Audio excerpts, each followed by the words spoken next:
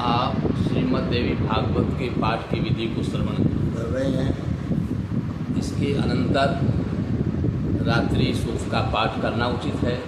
पाठ के आरंभ में रात्रि सूक्त और अंत में देवी सूक्त के पाठ की विधि है। मारीच कल्प का वचन है,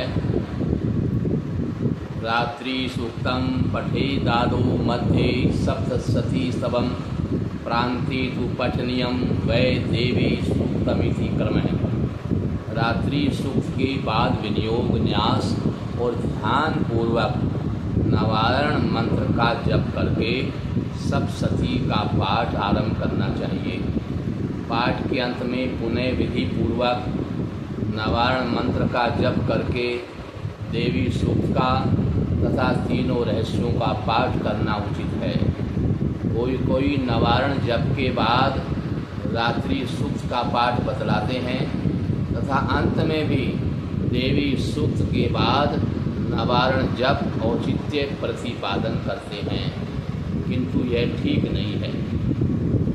चिदंबर संहिता में कहा गया है, मध्ये नवारण कुटितम कृत्वा स्तोत्रम सदाभ्यसेत, अर्थात सप्तशती का पाठ बीच में हो और आदि अंत में नवारण जप से उसे संपुटित कर दिया जाए। डामर तंत्र में यह बात अधिक स्पष्ट कर दी गई है। शतमादो शतम चांते जपेन मंत्रम नवारणकम चंडी सप्तशती मध्ये संपुटो अयम उदाहरण है, अर्थात आदि और अंत में 100 बार नवारण मंत्र का जप करे और मध्य में सप्तशती दुर्गा पाठ करे, यह संपुट कहा गया है। यदि आदि अंत में रात्रि सूक्त और देवी सूक्त का पाठ हो और उसके पहले एवं अंत में नवारण मंत्र का जप हो, तब तो वह पाठ नवारण संपुटित नहीं कहला सकता, क्योंकि जिसमें संपुट हो उसके मध्य में अन्य प्रकार के मंत्र का प्रवेश नहीं होना चाहिए। यदि बीच में रात्रि सूक्त और देवी सूक्त रहेंगे तो वह पाठ उन्हीं से संपुटित कहलाएगा। ऐसी दशा में डामर तंत्र आदि के वचनों से स्पष्ट ही विरोध होगा। अतः पहले रात्रि सूक्त, फिर नवारण मंत्र जप, फिर न्यास पूर्वक सप्तशती पाठ, फिर विधिवत नवारण जप, फिर क्रम से देवी सूक्त एवं रहस्य त्रय का पाठ, यही ठीक कर्म है। रात्रि सूक्त भी 2 प्रकार के हैं, वैदिक और तांत्रिक। वैदिक रात्रि सूक्त ऋग्वेद की 8 ऋचाएँ हैं और तांत्रिक तो दुर्गा सप्तशती के प्रथम अध्याय में ही है। यहाँ दोनों दिए जाते हैं। रात्रि देवता के प्रतिपादक सूक्त को रात्रि सूक्त कहते हैं। यहाँ रात्रि देवी 2 प्रकार की है, एक जीवरात्रि और दूसरी ईश्वर रात्रि। जीवरात्रि वही है जिसमें प्रतिदिन जगत के साधारण जीवों का व्यवहार लुप्त होता है।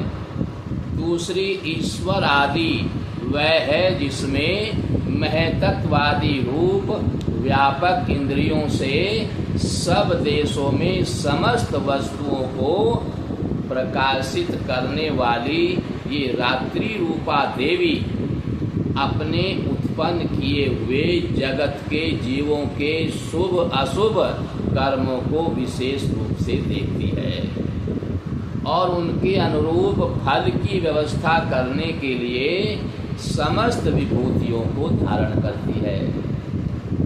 ये देवी अमर है और संपूर्ण विश्व को नीचे फैलाने वाली लता आदि को तथा ऊपर बढ़ने वाले वृक्षों को भी व्याप्त करके स्थित है।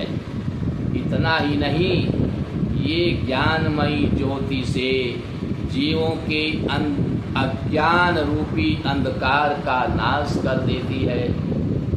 फिर इच्छा शक्ति रूपा रात्रि देवी आकर अपनी बहन ब्रह्म विद्यामयी उषा देवी को प्रकट करती है, जिससे अविद्यामय अंधकार स्वतः नष्ट हो जाता है। वे रात्रि देवी इस प्रकार मुझ पर प्रसन्न हो, जिनके आने पर हम लोग अपने घरों में सुख से सोते हैं। ठीक वैसे ही जैसे रात्रि के समय पक्षी वृक्षों पर बनाए हुए अपने घोंसलों में सुखपूर्वक शयन करते हैं, उस करुणामयी रात्रि देवी के अंक में संपूर्ण ग्रामवासी मनुष्य, पैरों से चलने वाले गायें, घोड़े आदि पशु, पंखों से उड़ने वाले पक्षी एवं पतंग आदि, किसी प्रयोजन से यात्रा करने वाले पथिक और बाज आदि भी सुखपूर्वक सोते हैं।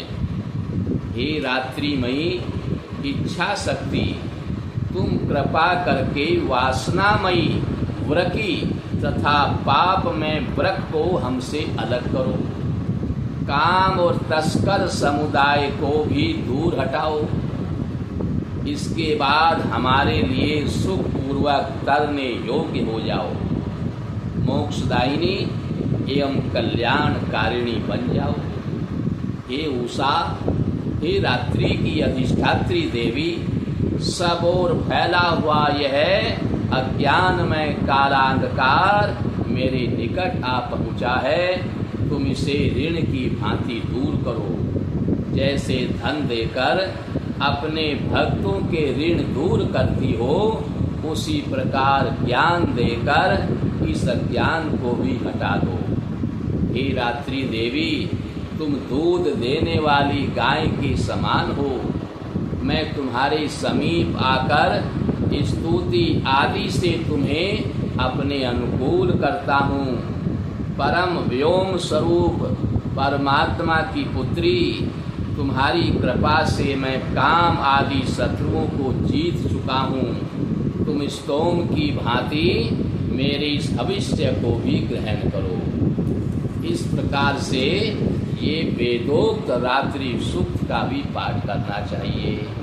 इसके लिए जिसमें ईश्वर के जगत रूप व्यवहार का लोप होता है, उसी को कालरात्रि या महाप्रलय रात्रि कहते हैं। उस समय केवल ब्रह्मा और माया शक्ति, जिसे अव्यक्त प्रकृति कहते हैं, वो शेष रहती है। इसकी अधिष्ठात्री देवी भुवनेश्वरी है।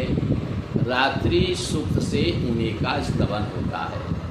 रात्रि सूक्त का भी जब पाठ करें तो उसका विनियोग करें। ओम रात्रि, वो वही चम्मच में जल लेकर के ओम रात्रि इत्याद्याश्चर्चस्य सूक्तस्य कुशिकै शोभ्रो रात्रिर्वा भारद्वाजो ऋषि रात्रि देवता गायत्री छंदय देवी महात्म्य पाठे विनियोग है।